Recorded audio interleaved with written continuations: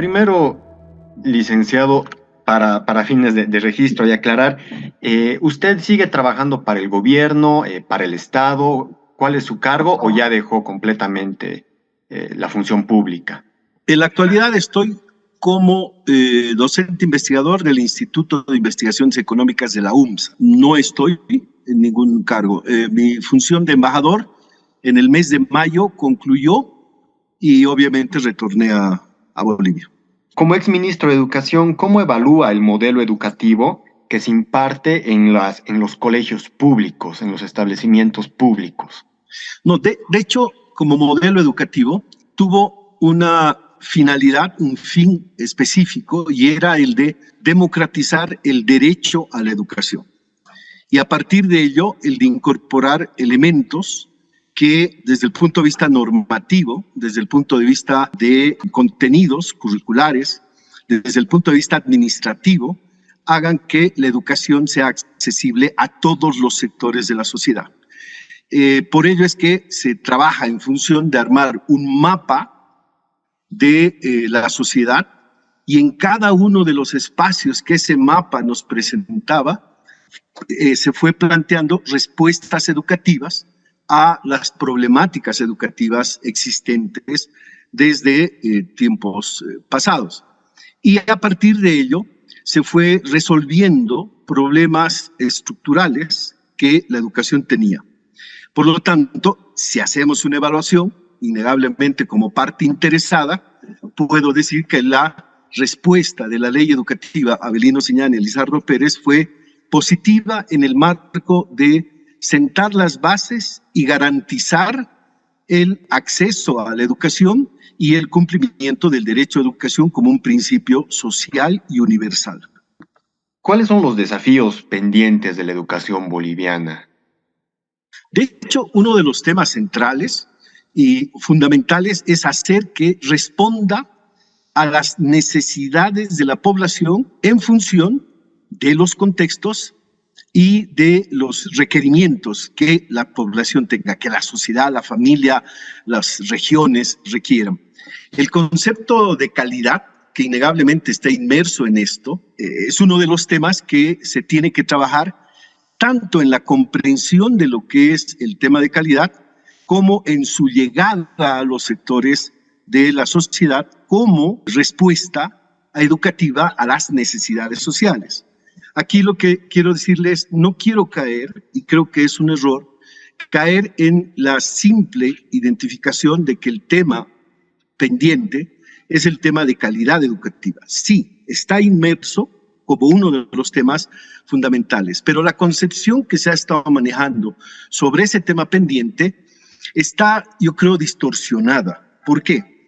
Porque se dice lo que necesitamos es más calidad de la educación. No se ha resuelto el problema de calidad, no se ha establecido el problema de calidad, pero se olvidan que la calidad no es solamente un tema curricular y de contenidos. Es decir, no es solamente decir no han aprendido o están aprendiendo mal los niños, sino el de establecer que la calidad es un complejo proceso de articulación de componentes que definen el principio del derecho a la educación. Es decir, calidad hay cuando hay derecho a la educación. Y el derecho a la educación es el de poder acceder, el de contar con maestros, que los maestros tengan formación, el contar con infraestructura, contar con equipamiento, contar con condiciones y contar con la estructura curricular que obviamente va a sintetizar o plantear el conjunto de conocimientos que es necesario tener en función de nuestra sociedad. Cuando alguien dice, la calidad de la educativa está mal porque en mi curso de la universidad tienen deficiencias en lectoescritura o tienen problemas, es cierto, es parte de las problemáticas que siguen pendientes, pero esa no es la demostración de que la calidad es buena o mala. El momento en que una persona va a la universidad, se le evalúa. El momento que va a su casa, vuelve a su familia, se le evalúa. El momento que va al trabajo, se le evalúa. Ahí es donde tenemos que ver el contexto de calidad. ¿Cómo responde la educación a las necesidades de inserción laboral, a las necesidades familiares respecto de las actividades que se desarrollan, a las expectativas de la familia y obviamente uno de los componentes es la educación superior. Por eso, la síntesis es, tema pendiente es el de continuar con el trabajo de profundizar el ámbito de la educación como un derecho integral y un derecho complejo, no es solamente un tema de conocimientos. Licenciado, más o menos usted ha estado ha estado en el Ministerio de Educación por muchos años a la cabeza. Hemos intentado conocer cuánto se invierte en la elaboración, publicación y distribución de textos escolares. No sé si usted tiene un dato aproximado. No tengo. Alguna vez hicimos el sondeo cuando yo estaba de autoridad y se calculaba en cerca de entre 5 y 7 millones de dólares la proyección para la totalidad de textos que se pudieran sacar. Si no tengo mala información, pero la he obtenido por medio de los medios de prensa, consiguieron un presupuesto de 40 millones en el anterior ministro Kelka, de 40 millones de bolivianos para la publicación de la primera parte de los textos. Seguramente debe estar en una proyección equivalente de los 30, 40 millones de bolivianos, pero no es un dato preciso, simplemente por medio de la prensa lo he obtenido. Para la primera parte se refiere primer trimestre, ¿no? ¿O semestre? Cuando se estuvo, después de Cárdenas, viene la etapa de la recuperación del derecho a la educación, así la llamaron, y se reinician las actividades en sistema virtual, después pasa a semipresencial, y ahí es donde se emite de manera masiva, o se publican de manera masiva los primeros textos para acompañamiento de la educación virtual. El actual ministro ha sacado, creo que ya la segunda o tercera versión de los textos. En su gestión había, pero también los textos escolares del Estado. Nosotros no publicamos de manera masiva textos porque el principio que se estableció en la ley consideraba que el texto tiene que estar forjado, trabajado a través de lo que es la articulación con el docente. Y a partir de ello tiene que estar contextualizado y adecuado a las particularidades. Sacar un texto, lo que se hace tradicionalmente con alguna editorial extranjera, se saca un texto, el texto puede ser muy bueno, el texto puede ser muy bien trabajado, pero ¿qué es lo que sucede? Ese texto en La Paz puede tener gran virtud, pero ya no va a tener la misma virtud cuando se lo traslada a un contexto en el cual no ha sido adaptado. El llevarlo a una zona rural, en donde se pongan ejemplos que no tienen ninguna relación con su realidad, obviamente es un tema que no corresponde. Por lo tanto, en la ley Avelino Cignani lo que planteó es que el maestro tenía que ser el que se motive para producir sus propios textos, acompañado por los cursos que se dio a través del UNEFCO, de la Unidad de Formación Continua, que desarrolló varios diplomados en torno a elaboración del texto educativo. Por lo tanto, lo que se buscaba es que el texto educativo sea trabajado por unidades educativas y por los propios maestros. El tema del texto masivo estuvo vinculado a el tema de la pandemia y a la educación virtual, que obviamente sí constituye un acompañamiento necesario. Hemos hecho una revisión de varios textos escolares, principalmente los últimos, ¿no? Los que ya no corresponden a su gestión. Y se han identificado mensajes con alta carga política y nivel de adoctrinamiento, principalmente en los acontecimientos del 2019, pero también en periodos históricos anteriores, ¿no? En los que se califica, se mantiene el discurso político del movimiento al socialismo, donde el neoliberalismo es el enemigo, la empresa privada, el capitalismo, y se tiene que apostar por un modelo sociocomunitario productivo, si no me equivoco, que es el modelo que propone el movimiento al socialismo, y un sinfín de este tipo de mensajes, ¿no? Donde se califica incluso a la empresa privada como el enemigo que debe ser controlado o eliminado directamente. ¿En qué momento se definió incluir estos mensajes en la currícula? ya fue en su gestión en años pasados que se definió también incluir este tipo de mensajes. Lo que es innegable que hay que tener un poco de cuidado respecto de calificar uno de los textos o los contenidos que se vayan a desarrollar. Porque hay gente, hay personas, hay sectores que tienen de repente una visión totalmente sesgada y cuando se incorpora elementos vinculados a el espacio de los pueblos indígenas originarios, se explica la cosmovisión aymara o quechua, etcétera, inmediatamente lo califican como adoctrinamiento o ideologización. ¿Por qué? Porque estamos poniendo el tema, se estaba poniendo o se pone el tema indígena. Eso, por ejemplo, hay que tener cuidado porque el que mira desde esa óptica, lo que está haciendo sí es ideologizar su evaluación crítica. El segundo elemento, ya cuando se incorporan elementos de carácter político partidista, innegablemente son elementos que hay que manejarlos con mucho cuidado y con una visión crítica. Porque el texto educativo lo que tiene que mostrar son elementos científicos, de contenido científico, pero lo que sí tiene que decir es absolutamente la verdad. Sí.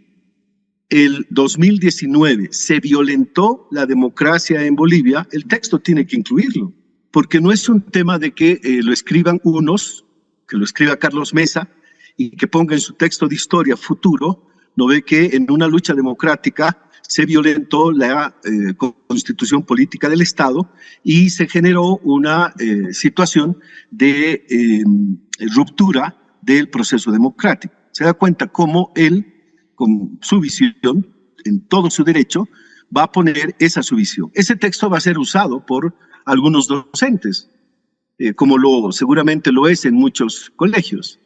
Ahí la pregunta es, ¿está ideologizando y adoctrinando el componente de la historia? Sí, porque está lanzando su posición, su visión, su concepción. En el caso de los textos, lo que sí se ha establecido, hay una diferencia entre lo que es la presentación de una posición específicamente político-partidaria, que eso hay que tener mucho cuidado de mantenerlo como proceso educativo, porque esa es una visión, es una parte de la visión. Yo lo invito a que revise los textos que publicó Revilla en la alcaldía, eran de lenguaje y matemáticas. La parte curricular estaba vinculada a lo que estaba aprobado por el ministerio. Pero en medio de esa parte curricular, los ejemplos que ponían eran que la brillantez en el manejo de la alcaldía, etcétera, etcétera. ¿Se da cuenta? O sea, no es un tema del más. O sea, puede haber un sesgo de las estructuras de poder político que en algún momento puedan hacerlo. Vaya usted a un texto de Santa Cruz. En un texto de Santa Cruz usted va a encontrar un proceso de enaltecer elementos que obviamente tienen una concepción política y una visión sesgada en función de quién lo está publicando. Por lo tanto, concluyo con una afirmación. El texto educativo tiene que ser un texto que represente, refleje y muestre la ciencia y la verdad. Y en los componentes históricos, obviamente, ahí va a haber seguramente diversidad de criterios.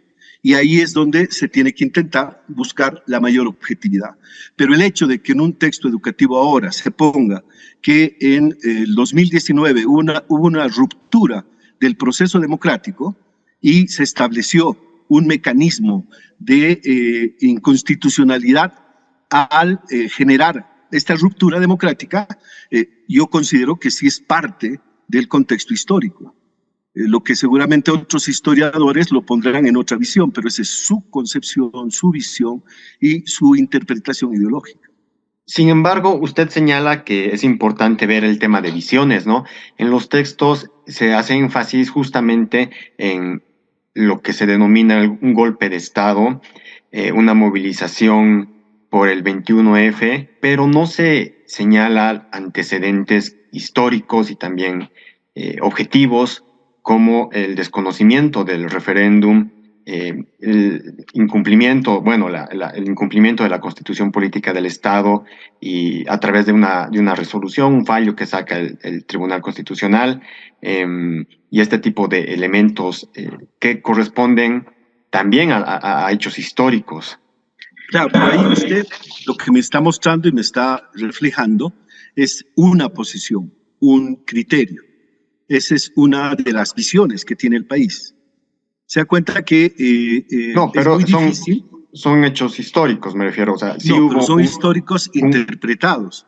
¿Por qué? Porque el contexto del referéndum fue después planteado en un mecanismo constitucional de carácter legal para poder establecer el tema de la postulación. Por eso es que hay elecciones. Por eso es que Carlos Mesa se para frente a Evo Morales como candidato, ¿no ve?, de la oposición. Entonces, si hubiera habido estos temas, no hubiera habido elecciones. Pero hubo un referéndum que fue desconocido por el gobierno. Fue el discurso manejado por los sectores de la oposición y lo siguen manejando. Por lo tanto, separemos. El debate nuestro ahorita no es sobre el tema de si el 21F fue o no fue. Lo que estamos diciendo es cómo se lo pone dentro de un texto educativo. Ese es el análisis. En el tema del texto educativo, lo que le decía, se tiene que establecer los acontecimientos históricos de la manera más objetiva y veraz posible a la interpretación del autor o los autores. La historia tiene complejidades en ser construida. Usted lee la historia y obviamente va a encontrar diversos criterios en todos los momentos históricos. Unos los reivindicaron a Bolívar por ser el libertador, los reivindicamos por ser el libertador, que a través de su acción logró expulsar a los ejércitos y a la colonia española y se constituye, ¿no ve?, en el que propicia junto a Sucre la constitución de la nueva república, aunque hubo un debate entre Bolívar y Sucre. O sea, lo quiero mostrar como ejemplo genérico. Pero usted lee después el periódico El Nacional y nos hace mucho recuerdo a periódicos actuales, y en el periódico El Nacional de 1828 a Bolívar lo ponen como el masacrador, el extranjero, el más nefasto de los hombres que pisó la tierra de Bolivia. Se da cuenta cómo después en la historia estas dos visiones se van a reflejar. Unos que reivindican a Bolívar y los otros que lo rechazan a Bolívar. En la actualidad sucede exactamente lo mismo. Por lo tanto, usted tiene razón en algo. Hay que poner los acontecimientos, pero ahí viene el componente de que esos acontecimientos tienen que reflejar la verdad. Y esa verdad resulta compleja dependiendo de quién la lea. Según unos, ¿no ve?, el 21F fue la reivindicación democrática más grande. Según otros, el 21F fue el proceso a través del cual se manipuló la opinión pública, posicionando un tema personal para manipular, como se lo hace a través de las redes, el voto. Entonces ahí viene el complejo debate sobre si fue democrático o no fue democrático. El cómo refleja eso en un texto educativo, yo le digo, sí lo reconozco que es complejo. Y va a derivar en el criterio que se tenga de los que redacten, construyan ese documento. ¿Tiene que reflejar objetividad y veracidad? Sí. Pero, discúlpeme y se lo digo con absoluta franqueza, cuando uno lee los periódicos, y a mí me pasaba con el tema de magisterio, a veces no refleja la total veracidad. ¿Por qué? Porque había titulares que salían: Magisterio rechaza propuesta del Ministerio de Educación. Cuando uno lee el artículo, decía, José Luis Álvarez rechaza no era el magisterio. O sea, lo pusieron a José Luis Álvarez como representante de todo el magisterio, pero no les preguntaron a los otros departamentos. Entonces ahí viene el tema de qué es lo que refleja la veracidad, qué es lo que refleja el criterio cierto, históricamente cierto. Lo mejor, y eso sí vuelvo a ratificar, es lo que usted decía, Pongamos los acontecimientos y las interpretaciones, obviamente deberían derivar de una lectura crítica de los medios de comunicación, de los textos históricos, y tratar de reflejar esa cultura de lectura crítica en el proceso educativo. Licenciado, un poco yendo en la línea de lo que usted comenta, ¿quiénes, hasta donde usted conoce en su gestión y actualmente, quiénes son los responsables editoriales o autores de estos textos escolares? De los últimos no tengo conocimiento. Lo que sí, en proceso general, sé que son maestros convocados, maestros del sistema educativo convocados de acuerdo a sus especialidades por el Ministerio de Educación. Es lo que tengo como referencia general. ¿Y hay algún grupo de expertos que revisan, aconsejan, evalúan para ver qué contenidos, qué hechos históricos y qué interpretación también poner en estos textos? El detalle no lo conozco, o sea, cómo han trabajado no lo conozco, pero yo le doy un dato. Por ejemplo, el año 2019, 18-19, se hicieron 2 eventos. Usted lo puede encontrar. Lamentablemente, en línea a veces no es muy fácil, porque desde Cárdenas, todos los documentos que se pusieron en línea para que puedan ser accesibles, Cárdenas los eliminó e incluso cerró la biblioteca virtual. Entonces, algunos han desaparecido. Pero yo le decía, se convocó, por ejemplo, a un grupo de historiadores y maestros de historia para elaborar lo que debería ser un índice del texto educativo histórico. ¿Quiénes estaban ahí? Docentes de la carrera de historia de la UNSA, estaba Magdalena Cajías, discúlpeme, algunos otros nombres no me acuerdo de ella, y otros docentes. Y junto con ellos se invitó a docentes, maestros de la materia de historia, para que puedan elaborar ese índice. Por efectos de los acontecimientos políticos del 2019, no se continuó con la elaboración de lo que iba a ser el texto educativo de historia, pero sí esa vez se convocaron a especialistas de la universidad y del magisterio. Es el Ministerio de Educación. Yo entiendo que hay diferencias entre lo que fue su gestión y lo que es las gestiones que vinieron después, pero básicamente es el Ministerio de Educación el que elige a los expertos y profesores, investigadores que van a elaborar el texto. Es el Ministerio de Educación el que elige. Los convoca, ¿no? En base seguramente a criterios. Como le digo, el detalle de los últimos no conozco, pero seguramente han solicitado por departamento a los directores departamentales para que seleccionen a maestros. Los criterios de evaluación en este momento no los podría precisar. ¿En su gestión hubo algún tipo de asesoramiento externo, participación o control social de otras entidades que estén fuera del Estado? ¿En qué sentido? En la convocatoria y elaboración de los textos. No, es que no hemos elaborado nosotros textos. Lo que convocamos es para elaborar un índice, un esquema, la estructura de la historia en un futuro texto de historia que se iba a publicar. ¿Cómo hicimos esto? Pidiendo a la carrera de historia de la UNSA que nos delegue a nombres de historiadores o historiadoras y nos mandó. Estaban, como le digo, Magdalena Cajías, la exministra, pero además otros historiadores, y para ponerle el puntillazo un poquito ahí, historiadores que no eran del MAS, ¿no? Entonces el criterio era amplio. Y el segundo, sí se solicitó a maestros de historia a través de las direcciones departamentales, y ellos nos mandaron los maestros entre mayor antigüedad o los de mayor puntaje en el escalafón. Ese fue el criterio que se utilizó en esa ocasión.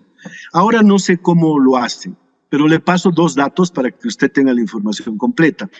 El Ministerio de Educación obviamente convoca y los invita para participar. Igualito que lo hace esta editorial internacional, Santillana. Si usted lee los nombres de los maestros que elaboran los textos, va a encontrar que son maestros del magisterio fiscal. Y obviamente lo que hace Santillana es seleccionar a estos maestros para que se lo elaboren en la visión del modelo educativo los textos que después los va a ofrecer a los propios maestros.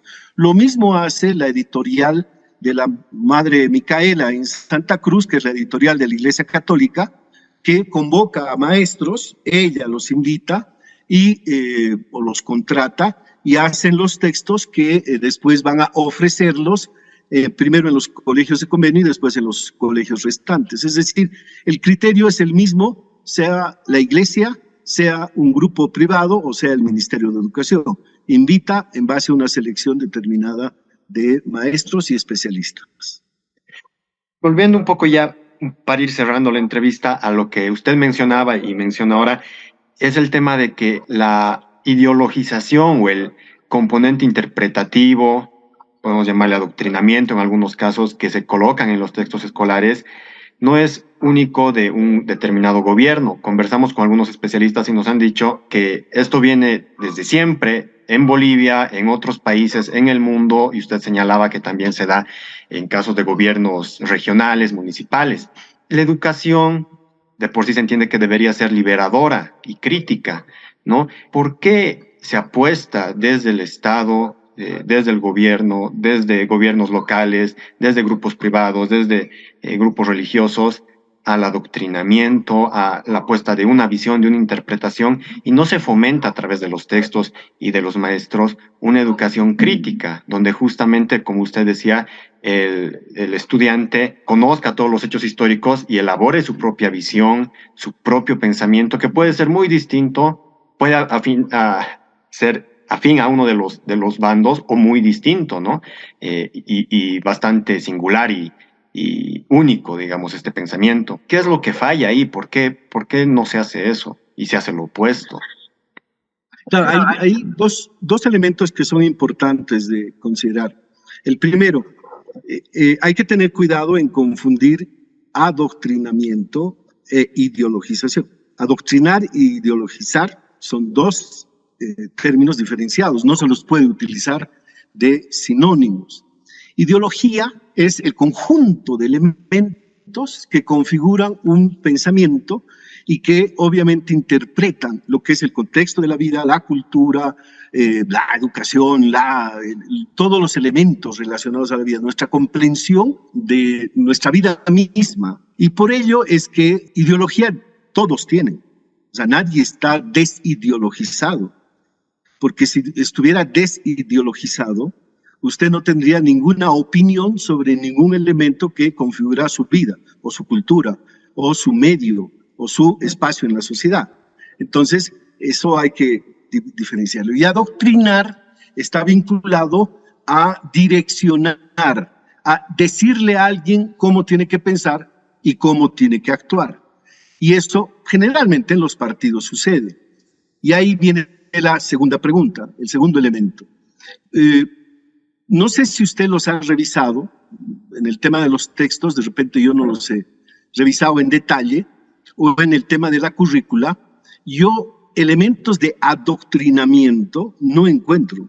O sea, no, de mi parte, en lo que me ha correspondido, en la currícula, Víctor Hugo Cárdenas salió un día y dice, se adoctrinaba en la formación de maestros. Y alguna vez hemos intentado hacer el ejercicio de revisar parte por parte para identificar cuál era el adoctrinamiento, el de direccionar, el de imponer una forma de pensamiento, y no hay. O sea, en mi criterio no hay.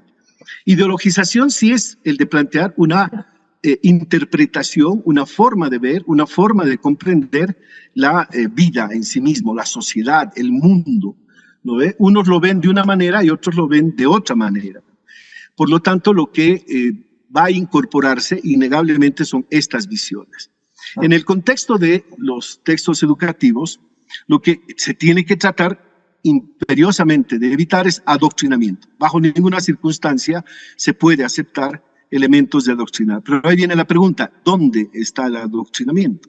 Alguna vez discutíamos con José Luis Álvarez respecto de que él me decía, están incorporando en la currícula el pachamamismo. Y yo le preguntaba, ¿y qué es lo que usted entiende por pachamamismo?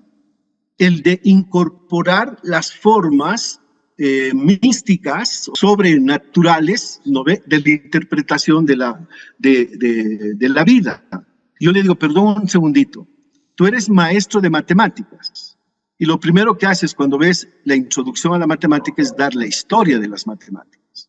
Y tú dices, los fenicios, inventores de la matemática, los griegos, inventores del cálculo, ¿no ve?, y vas dando la historia de la matemática en una visión eurocentrista, euroasiática, pero no puedes valorar ni reconocer que existe matemáticas y de alto nivel en la sociedad tehuanacota. Para poner las piedras una sobre otra no era ponerlas, era calcular. El calcular peso, calcular volumen, calcular precisión, manejar ángulos, para que el agua vaya de uno de los templetes al otro de los templetes, o que haya desagüe de los templetes cuando había lluvias en Tiahuanacu, no fue simplemente suerte, fue ciencia. Ciencia matemática, cálculo. Entonces yo le decía a José Luis Álvarez, ¿por qué no puedes incorporar esa ciencia de Tiahuanacu, la ciencia de los aymaras, o la ciencia de los quechuas, o la ciencia de los camellones del oriente boliviano, como parte de un reconocimiento de las matemáticas? Porque hicieron matemáticas. ¿Por qué no valoras en el mismo sentido? Cuando ponemos la Tiahuanacu, que refleja un avance científico en ese contexto, tú lo rechazas y lo llamas pachamamismo. Se da cuenta cómo la interpretación es un tema que se tiene que tener mucho cuidado, pero tampoco puede quedar amorfo, inoloro e incoloro el conocimiento. Es decir, tiene que mostrar, obviamente, elementos que reflejen la forma de entender la vida. Yo reivindico las culturas milenarias de los Andes y de las tierras orientales bolivianas, y cómo ellos nos han heredado conocimiento, lo que hacen los japoneses. Pero es más común encontrar en un texto la cultura milenaria de Japón y valorarla, y desvalorizar lo que es la cultura milenaria de nuestros pueblos. Eso que le estoy dando como ejemplo sí es ideología. Se da cuenta, es una forma de entender y comprender lo que ha sido la historia, la vida, la cultura, que plantea como elemento central el de recuperar lo nuestro, recuperar nuestra identidad, recuperar nuestra pertenencia a esas culturas. Tengo dos consultas más ya para... Sí. Licenciado, un poco, yo quiero mostrarle, compartirle algunos extractos que hemos sacado del texto y me gustaría conocer su opinión. Aquí están algunos extractos. Por ejemplo, ¿no? Dice, si el Estado boliviano quiere potenciarse, la empresa privada ligada al imperialismo tiene que desaparecer o ser fuertemente controlada. Son tres. La discordia, ese es sobre el tema económico principalmente, ¿no? Un modelo económico donde la empresa privada ligada al imperialismo tiene que desaparecer o ser fuertemente controlada. Ya en el tema de los conflictos de 2019, dice, la discordia se encontraba en consecuencia en el margen con el que el MAS ganaría las elecciones, y no así en el hecho mismo de cuestionar su triunfo, que ya estaba asumido. Lo vuelvo a leer, de esta manera, si el Estado boliviano quiere potenciarse, la empresa privada ligada al imperialismo tiene que desaparecer o ser fuertemente controlada. Tienen que desaparecer también esas empresas asociadas a las grandes transnacionales, porque son las organizaciones que permiten el saqueo de nuestros recursos naturales a cambio de beneficios mezquinos de grupo. Yo le doy mi interpretación sobre esto y me gustaría escuchar su opinión. Sobre el primer textual, viéndolo con una mente amplia, tienen muchísima razón en que las empresas transnacionales, privadas, históricamente en Bolivia, así como en otros países, han saqueado los recursos naturales, se han aprovechado del país, del Estado, haciendo negocios turbios quizás con quienes estaban en el poder, como lo han hecho en muchas partes del mundo, ¿no? También es cierto que por otro lado la empresa privada ha generado empleos, trabajo, bienestar, oportunidades para mucha parte de la población. Y de hecho la empresa privada es considerada uno de los motores económicos de las grandes potencias y de muchos países, ¿no? Una empresa privada que cumpla las normas y que sea un capital constructivo, ¿no? Que haga las cosas bien y no se aproveche. Por otro lado, es cierto también que actualmente las corporaciones, ¿no? Por ejemplo, los mineros cooperativistas se han convertido en prácticamente lo mismo, son entidades aliadas del gobierno que saquean los recursos naturales sin pagar impuestos, sin dejar beneficios para la población. Entonces, aquí lo que yo veo es una manipulación de esto está mal y esto es lo positivo, cuando en realidad ninguno es negativo ni ninguno es positivo, ¿no? Depende cómo se comporten, si respetan las reglas del juego. Y en cuanto al segundo textual, que es este, yo considero que esta es una visión, como dice, ¿no? Es una visión probablemente válida, el MAS estaba llevando la ventaja en las elecciones de 2019, sin embargo hay otra visión que es la que complementa. El MAS estaba llevando la ventaja, no se cuestionaba su triunfo, pero sí se apostaba por una segunda vuelta del lado de la oposición y hubo pues muchas irregularidades que se han identificado, la población las ha vivido, que han sido calificadas como fraude por un gran sector de la población y por una auditoría como, ya no recuerdo exactamente las palabras técnicas, ¿no? Pero unas vulneraciones que se han hecho adrede para manipular los resultados.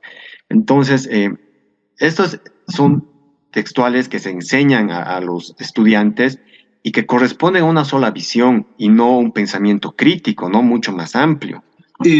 Mire, sobre este último, que es creo que el más sencillo, lo que el texto plantea sobre el tema de la discordia era o el problema era en la diferencial es absolutamente cierto. Lo que pasó fue que han generado una ficción respecto de dónde estaba, entre comillas, el fraude. Evo Morales saca 47%, 47 y fracción en el resultado, sin entrar a los análisis explicativos. Y Carlos Mesa, ¿cuánto saca de diferencial? O al revés, Carlos Mesa, ¿cuánto sacó de votación y cuánto sacó Evo Morales en diferencial? Carlos Mesa sacó 37. Evo Morales sacó 47. ¿Dónde vino las denuncias de fraude? En que el diferencial, que eran fracciones, era 0, y tantos, ahí decían que se había manipulado. ¿Se da cuenta? O sea, el mundo, o sea, la gente que estuvo involucrada a la interpretación de esto, elimina el diferencial de 9 o 10%, olvidémonos de la precisión, pero era un diferencial de voto del 9 al 10%, y se quedan solamente con no ha llegado al diferencial del 10, no ha llegado al diferencial del 10, eso es lo que sabemos. Después ya viene la OEA con sus temas de irregularidades administrativas, esa es la frase que utiliza, pero ahí viene un tema que es central. Yo le digo, esa frase que usted me pone, ¿dónde está lo falso? ¿Dónde está la mentira? ¿Dónde está el sesgo? Lo que ahí dice, el debate fue sobre la fracción del diferencial, pero nunca vino Carlos Mesa a decir, esa votación del 47%, toda la votación que me lleva a perder, estuvo falsa. ¿Se da cuenta? Esa es interpretación de nosotros ahora. ¿Lo objetivo qué es?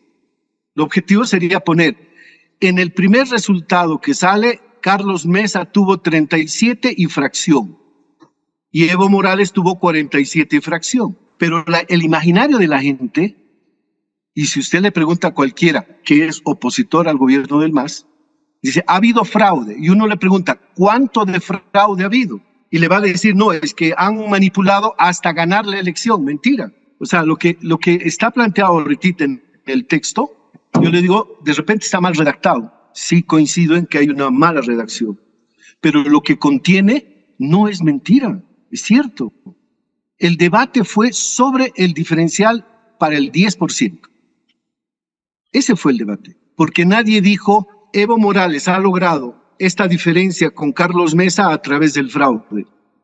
Yo no he escuchado eso, nunca salió eso. Dijeron que para el 10%, ¿no ve? Claro, esa era la versión. De hecho, yo tampoco conozco que se haya hecho una investigación a fondo sobre el tema de los porcentajes, ¿no? Y las fracciones y el tema estadístico. Es que discúlpenme, pero lo han ocultado, porque decirle al pueblo, Carlos Mesa sacó 37, Evo Morales sacó 47. La Constitución dice que si tienen 10% de diferencia, ya no hay segunda vuelta. Por lo tanto, el debate se concentró en esas fracciones, en esa fracción.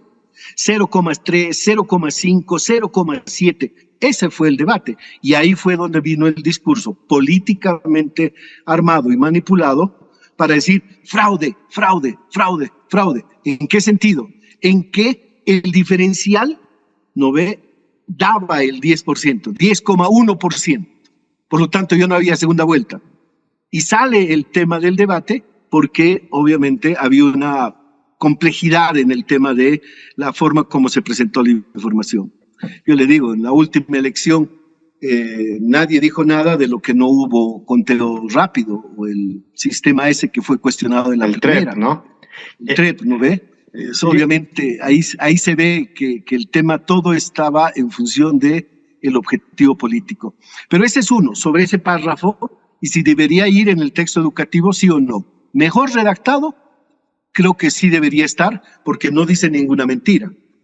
El segundo tema, sobre el tema internacional, mire, permítame, cómo es la vida y el azar del destino, que ayer estaba repasando un texto de Herbert Klein de Historia de Bolivia, que es fantástico, ¿no? Y que es uno de los más reconocidos. Y ¿me permite leer una partecita? Solamente como explicación. Claro que sí. Dice, con su nueva riqueza costeña y con toda la ola del capital especulador que llegaba de Europa y Estados Unidos, hasta los gobiernos extranjeros se sintieron tentados de entrar en tratos con el régimen tan dadivoso de Melgarejo. Así, por ejemplo, Bolivia suscribió tratados comerciales y territoriales con cada uno de sus vecinos en la segunda mitad de la década de los años 70. Permítame hacerle primer elemento. Melgarejo estableció en esa época una serie de concesiones a países, a Chile y a Perú, Brasil y Argentina, con tratados entre 1866 y 1868, que nos dejaron pero totalmente vendidos, o sea, no lo digo en términos políticos, sino en términos reales, vendidos a lo que eran los capitales extranjeros, a la empresa privada transnacional ligada al imperialismo inglés. Mire esta partecita. Nos interesa saber si Melgarejo y sus hambrientos generales eran mejores o peores que los demás. De lo que no hay duda es que fueron más activos. Por primera vez desde las cavilaciones británicas de 1825 y 26, ahora los capitalistas extranjeros acudían en procesión a Bolivia con fórmulas milagrosas para enriquecer a todo el mundo. Empresarios clásicos estadounidenses como Henry Meigs y el coronel George E. Church se encontraron en el escenario juntamente con casas chilenas tan venerables como Concho y Torres y compañías británicas tan clásicas como Gibbs y compañía. La fuente principal de la posible riqueza eran los depósitos de salitre y guano de mejillones. ¿Qué quiero decirle? Lo que está haciendo esa parte del texto puesto es recuperar este tipo de textos de un norteamericano brillante, un historiador que ha contribuido mucho a la historia de Bolivia. Pero mire cómo, cuando habla de Melgarejo, si lo traduce, dice ahí, Melgarejo entregó a la empresa privada imperialista.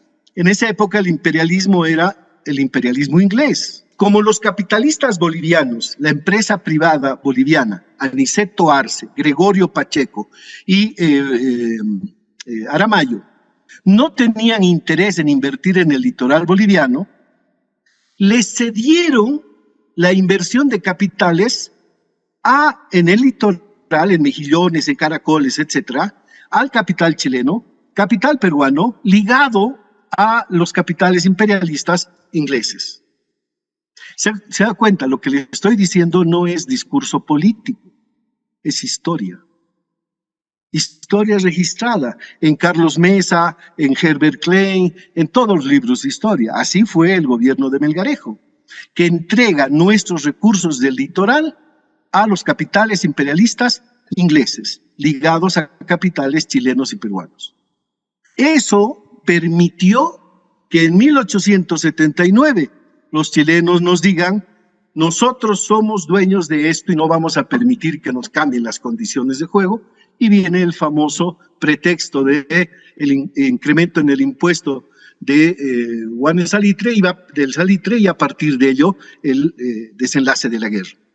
Termino ahí en el ejemplo histórico. Lo que ahí nos está diciendo es que hay que tener cuidado con los capitales imperialistas o capitales vinculados a las transnacionales o capitales que no tienen interés en invertir en Bolivia, sino que lo que tienen interés es en sacarnos nuestros recursos naturales. Quiere ponerlo en un texto que debería precisarse mejor en el texto que está ahí.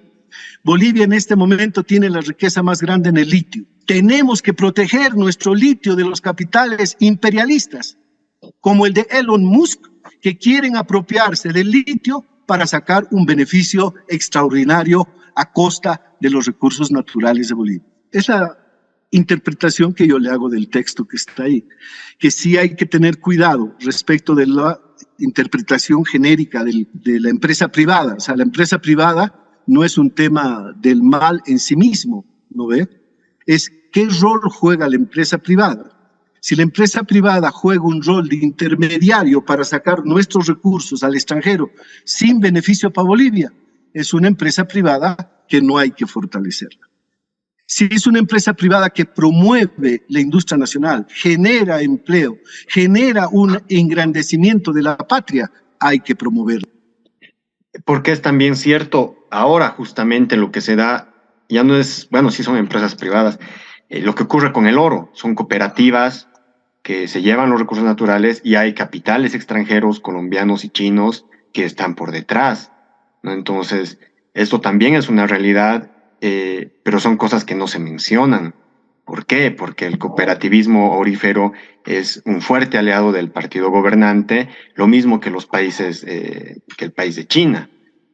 Pero discúlpeme que lo corte ahí, no quisiera entrar a un contexto específico del cooperativismo, pero ha habido sectores, usted se acuerda el drama que vivimos en todo Bolivia, no solamente a nivel del gobierno, cuando fue asesinado el ex viceministro Rodolfo Illanes. ¿Quiénes lo asesinaron? Claro, eran cooperativistas de... Exactamente, entonces no puede haber una conclusión automática de los aliados del gobierno. Yo le puedo mostrar que existen cooperativistas en Potosí ligados al MNR, ligados a Sánchez de Lozada, porque hay cooperativismo, no todos, hay cooperativismo que lo que ha hecho es enmascarar grandes empresas mineras con sistemas de obreros, etcétera, pero lo han enmascarado en cooperativa. Perfecto, licenciado. Yo le agradezco mucho por esto para el tema de registro, porque está todo grabado. Luego voy a cortar la grabación para despedirme. También le agradezco mucho por su tiempo, su apertura, y me quedo con este mensaje, ¿no? De que realmente el mundo en el que vivimos es tan relativo que hacer generalizaciones es complicado. No hay verdades absolutas y me parece que la educación boliviana debería justamente, y la educación en general debería justamente fomentar esto, ¿no? De que yo tenía un docente que me agradaba mucho y una de las reglas de su clase era: no crean nada de lo que yo les diga, ¿no? Tómenlo, analícenlo y saquen sus propias conclusiones. Y creo que eso es fomentar justamente un aprendizaje crítico. Le agradezco mucho. Si quisiera añadir algo.